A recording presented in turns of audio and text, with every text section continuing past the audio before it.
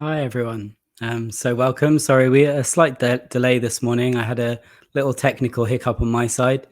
So that's all sorted now, and we are ready to go live with the lesson tonight. So tonight we are, I'm introducing to you a UK Feldenkrais practitioner called Emma Alter. There's a bit of her bio in the description above if you want to read through it. She's a personal friend of mine.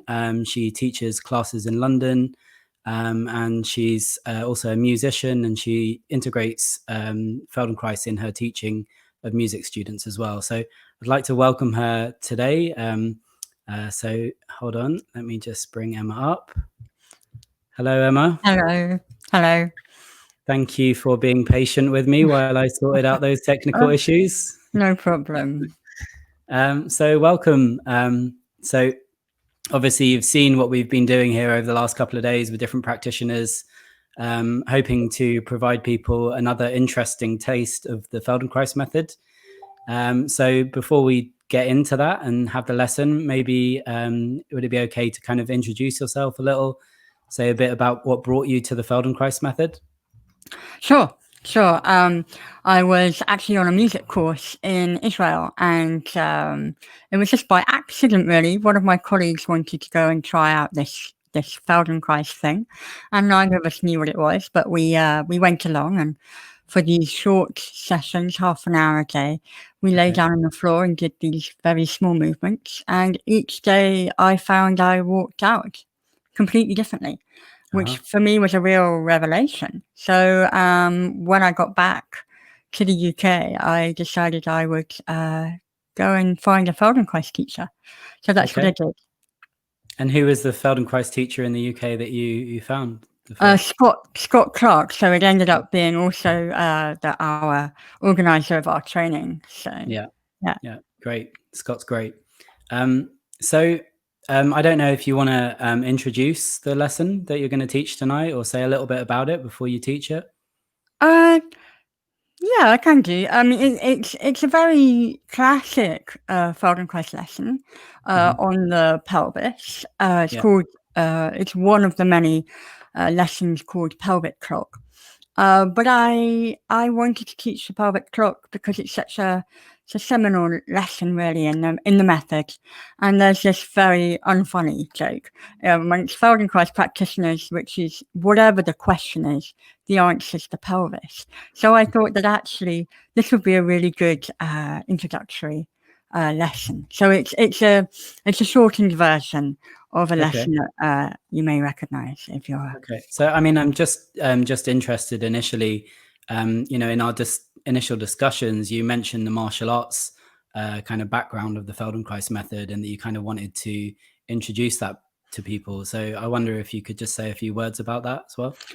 Yeah, so the idea of chi, this idea of being able to move from one center, was interestingly something that Feldenkrais was able to take out of esoteric terms and put into more physical terms of essentially, and I'll be very brief here, that it's really the organization of the pelvis and the lower abdominal muscles, and that would also include, I think, the muscles above and below the pelvis, in order that they all move in harmony together.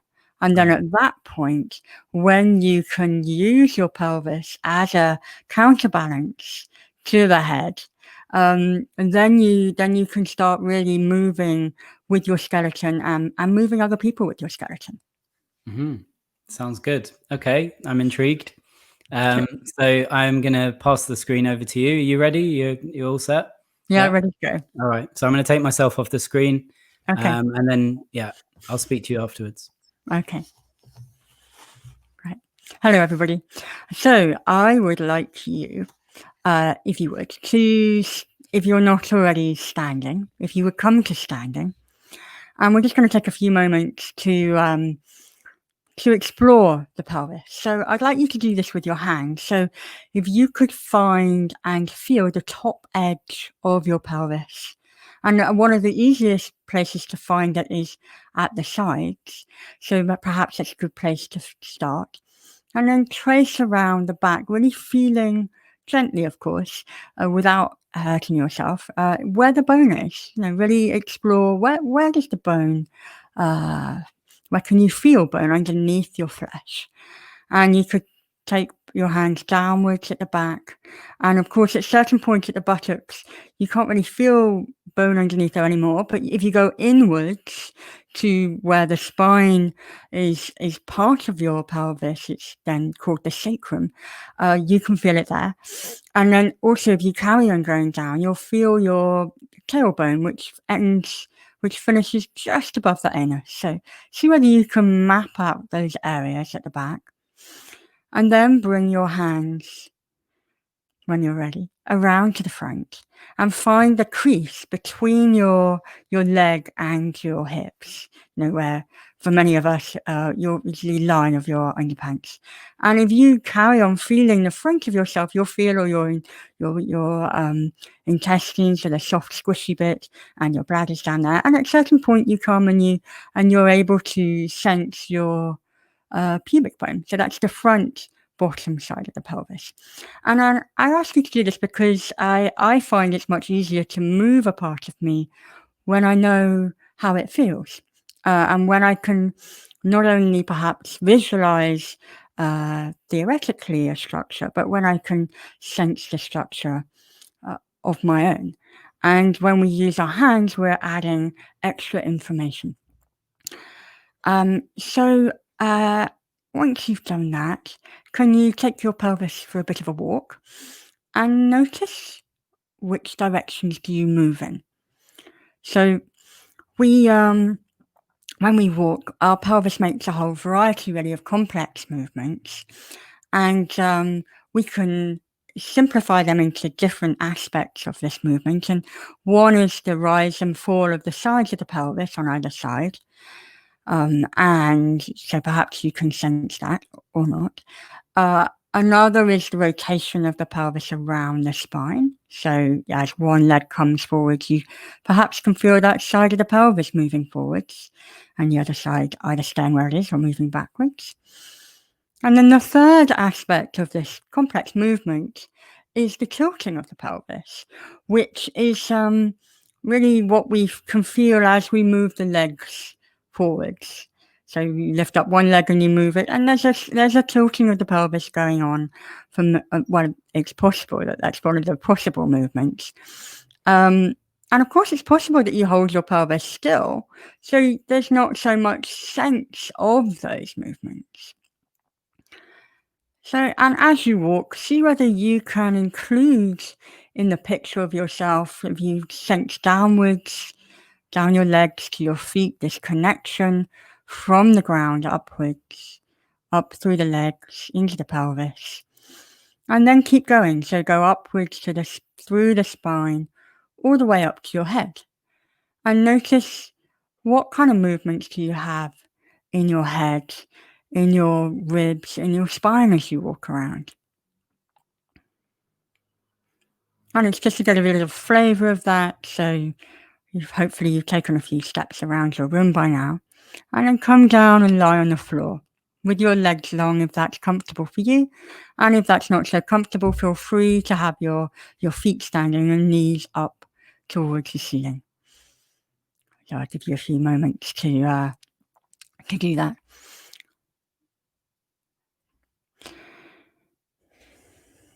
And when you get there,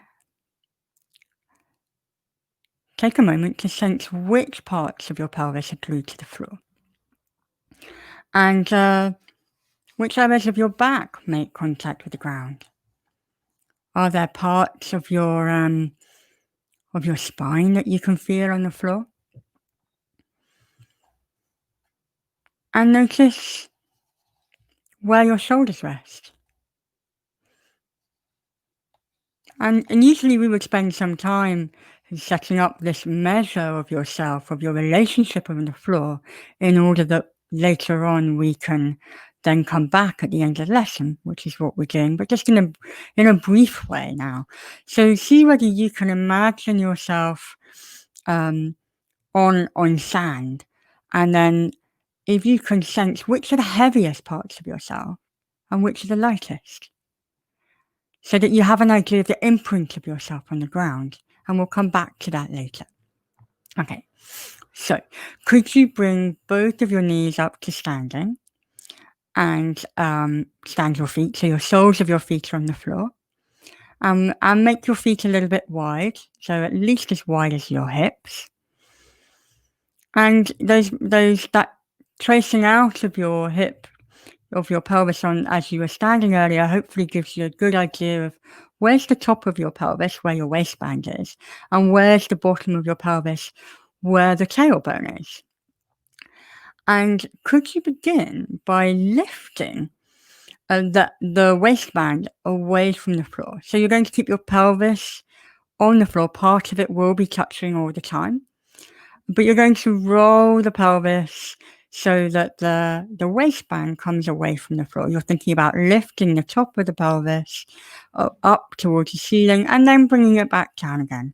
So be gentle with yourself. Of course, in Feldenkrais, we want you to move in a way that's within your comfort. Don't do anything that hurts or strains you. It's really important you take responsibility for your own comfort and staying within that comfort. So, as you carry on doing this movement, can you follow the pathway that your pelvis takes as you lift your waistband? So can you feel how your pelvis, your coccyx, or your tailbone goes more towards the floor as you lift the waist? And can you make that into a smooth line? And as you continue rocking the pelvis on the floor upwards and downwards, so downwards towards your feet, upwards towards your head, track the movement of the lifting of your spine. So the vertebrae lift away from the floor, the lumbar vertebrae, that is. And then how far up towards your head can you feel your spine lifting? And can you feel how the weight is poured through different areas of yourself as you lift the top of your pelvis? Is there a difference of how your ribs press against the floor? And can you feel that changing, pressure changing, as you lift and arch your spine and as you lower it? Notice if there are any areas of your spine that are a bit more reluctant to join in. And don't try and coerce them, but rather just, if anything, add a little resistance so that you can really explicitly feel, oh, this bit wants to round where I would like the rest of my spine to be included. And then when you've done that a few times, let go of the resistance and see whether it's easier to include all of you in that movement. And add in the idea of not only lifting the waistband, but also pressing the tailbone into the floor. And see whether that gives you any more movement without making any extra effort. And as you continue the movement, see whether you can even go as far in your mind's eye as to what your shoulders are doing against the floor, if there's a change in the shape of your neck, and if your head is moving. Sense if your head changes its position on the floor, perhaps you can sense your chin and if it's getting closer to your neck or not. And then see whether you could do that movement fast. So really fast and very light, so not adding any extra effort, but as if you were a wobbly jelly pudding and you were just wanted to wobble yourself through the floor by rolling your pelvis, by rocking the pelvis. And then when you've done that, rest on the floor with your legs long for a moment.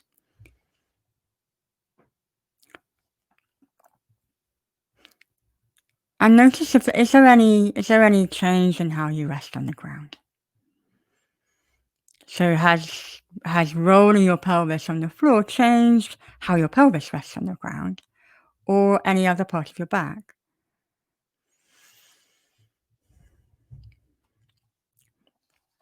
And then when you're ready, could you bring just a short rest? Could you bring your legs back up towards the ceiling and have your feet standing?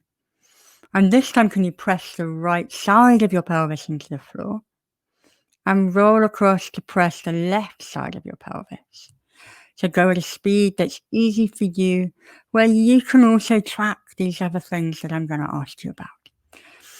So, as you roll from side to side, can you sense that one side of the pelvis lifts and the other presses more into the ground?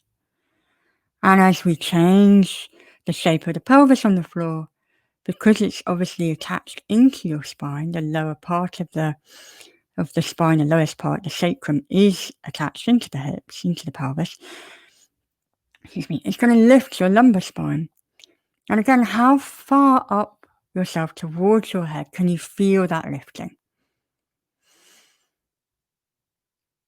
And it's not just a simple movement of lifting this time, it's also a rolling from side to side. So that is a rotation of your pelvis. And can you feel and sense that rotation in your spine as you rock your pelvis from side to side? And you're keeping if you haven't already, your soles of your feet are going to stay flat on the floor for this. So it's not a huge movement from side to side, with the knees going from side to side. The knees will kind of stay more or less in place. But feel this in this sequence. So as you roll the lower pelvis, you're also rolling the thoracic pelvis, the thoracic spine. That's the part which is attached to all the ribs. And then if you're moving the ribs, which you have to because they're attached, you're probably also moving your sternum in front of you. So can you have a very three-dimensional picture of this rolling to side, not only of the pelvis, but the ribs and the sternum? And if your sternum's moving, your clavicles, your collarbone is going to move. So can you sense that in the movement? And our collarbones at the outside edges are part of our shoulder joint. So if they're moving, probably your arms are moving too. Can you sense that connection all the way through from the pelvis, through your skeleton, up to your shoulders and your hands, down the arms to the hands? And do you have a sense of your head moving in this direction, or are you keeping your head still on the floor? Could you keep your head really still? Like hold it still, hold it stiff so it doesn't move.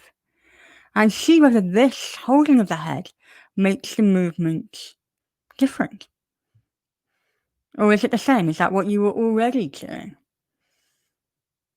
And when you've rocked from side to side with the head really still for a few times, then allow the head to roll.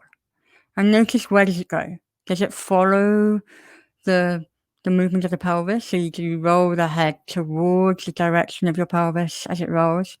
Or is it going in the opposite direction? So a few times, could you roll your head with your pelvis as you take your pelvis from side to side? And then a few times, try the opposite direction. So you kind of create a corkscrew out of yourself. So as your hips turn to the right, your head's going to turn to the left.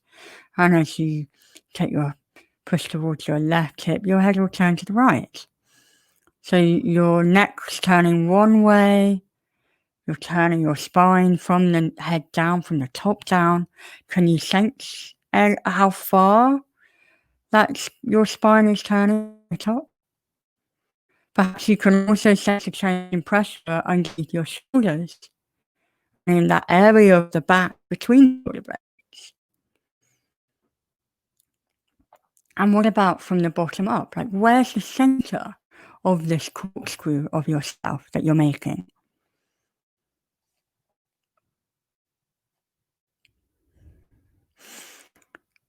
And then allow your head to do whichever of those options you prefer. But see whether you can sense this movement coming all the way from changing pressure in the feet in order to help your pelvis roll from side to side, through the legs, through the pelvis, through the bones of your spine, through the rib cage, all the way to the head. And let go of that and pause. Bring your legs long once more and see whether there's any difference in the way that your pelvis makes contact with the floor, or indeed which parts of your back are able to touch the floor. Is there any difference in how your arms are lying or your legs?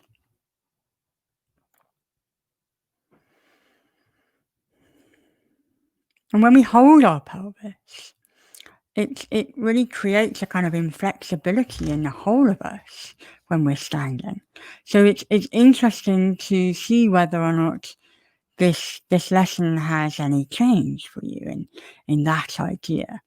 So bring your legs back up to standing if you haven't already, and so your knees are towards the ceiling. You bring your feet flat on the floor, and then this time, could you begin to could you cross your right leg over the left leg and come back to the idea of rolling the pelvis upwards and downwards? So the first movement that we did.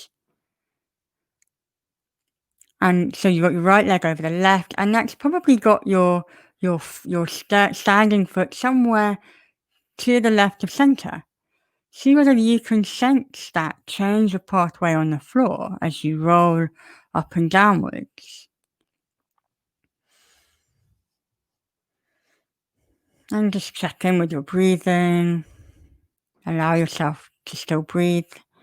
And see whether you can actually coordinate this movement with your out-breath. Allow that upper leg that's hanging to really have a rest, have a holiday. You scan the foot, make sure there's nothing you're holding there, or the ankle. And see whether there's anything that could help you rest more with that second leg.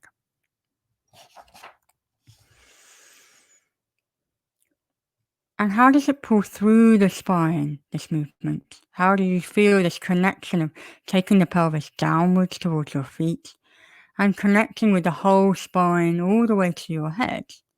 Is it a clearer movement for you, or is it less clear? And then unwrap your legs and uncross your legs and cross them over the other way. And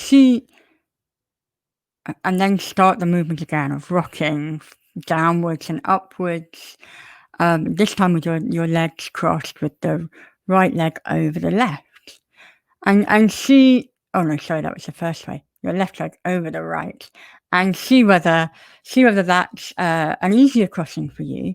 For some of us, we have a favoured leg, one that's easier for us to stand on, to sense our weight on, and play with the rocking on this leg. Again, how far away from the center line do you have this line that you're making on the floor with this rolling downwards and upwards?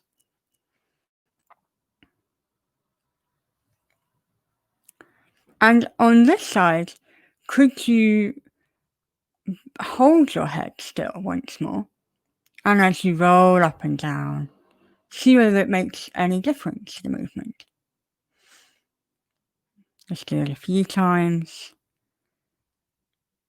And then again, allow your head to move as it wants, and repeat the movement again, and see whether by constraining your head, making it still, whether that then afterwards adds anything extra to your sense of connection between the pelvis and the head.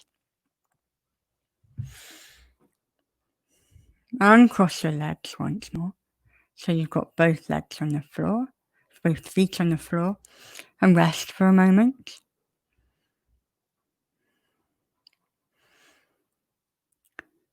What's your sense of how your pelvis is resting now? And do you have any more sense of the pelvis being kind of more present in your movement? And this is a last variation. Could you think of those four endpoints, if you like, of the tailbone, of the top of the pelvis, your waistband in the middle, and then the left and the right side of the pelvis, and begin to make an easy, gentle circle between those 4 points. So you'll roll across and down and across to the other side and up, or the other way around, whichever is your preferred way of doing this first. So a small circle. And as you make a circle with your pelvis on the floor, can you follow the movement that your spine is making? And if your ribs are able to also follow this movement.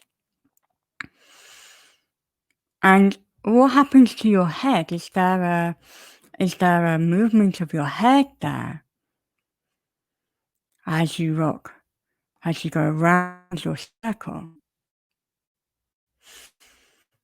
And perhaps you'd like to then try the opposite direction as well to see whether there's a reason why you chose to go around one way. I found it very interesting when I was doing Feldenkrais to begin with that I had these very clear habits of a direction that I like to go in or a foot I like to press with without really realizing it. So by doing like both sides and going in both directions, anti-clockwise and clockwise, we can really kind of start to find out what our natural habits or our preferred way of doing things are.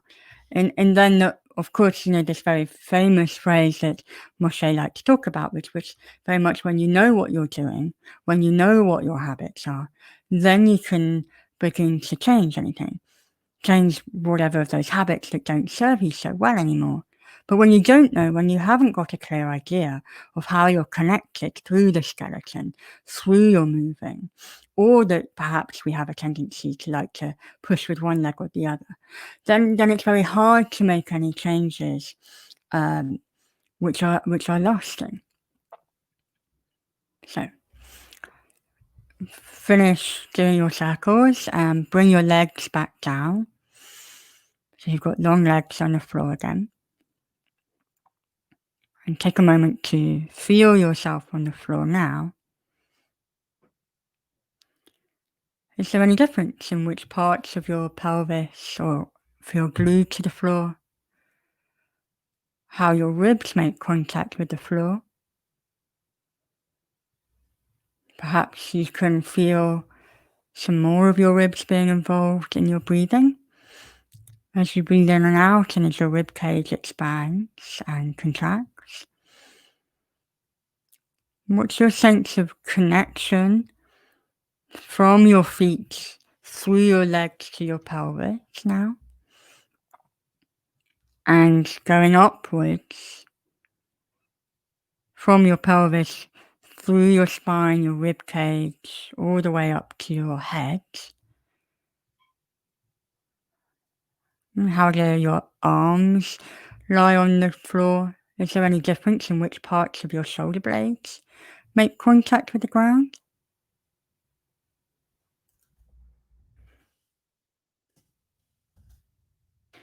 And then slowly, gently roll over to one side and make your way to standing.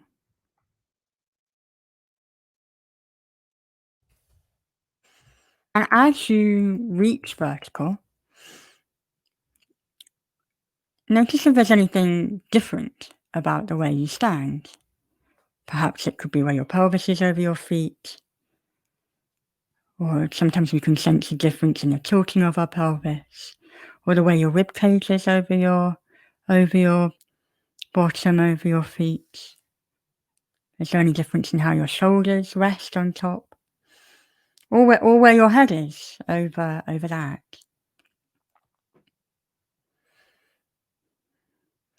And then take your pelvis for a walk once more.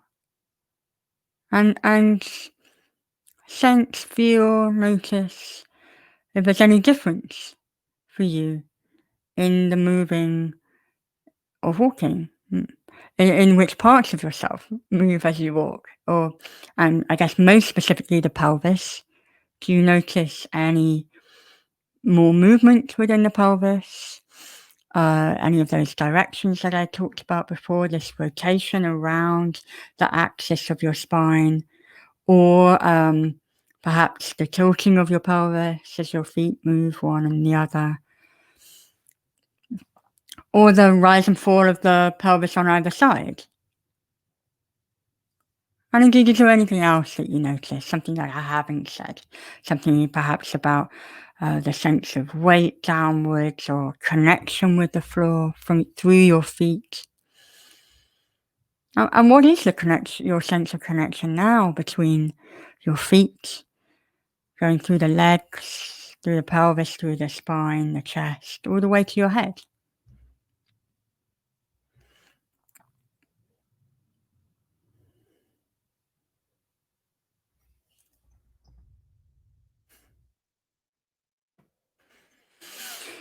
So it's just a brief version of this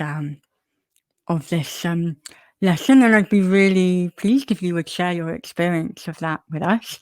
It's my first time teaching a lesson on live chat, so it's been an experience to talk into the ether to all of you.